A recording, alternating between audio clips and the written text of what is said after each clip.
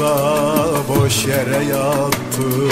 Bir kuru iftiraya ben kurban gittim. Kötü kaderime hep isyan ettim.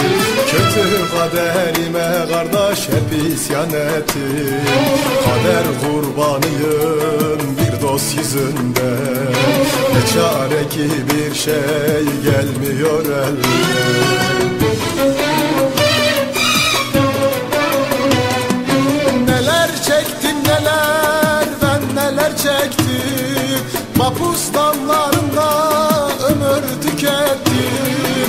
Haykırsam boşuna duyulmaz sesim. Haykırsam boşuna kardeş duyulmaz sesim. Kader kurbanıyım bir dost yüzünden.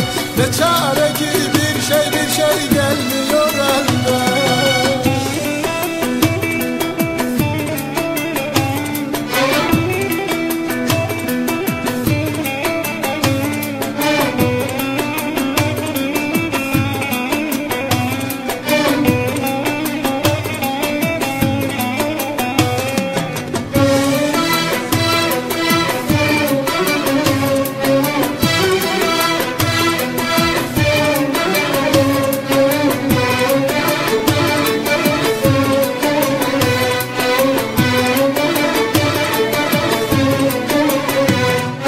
Yalvardım yakardım suçum yok diye.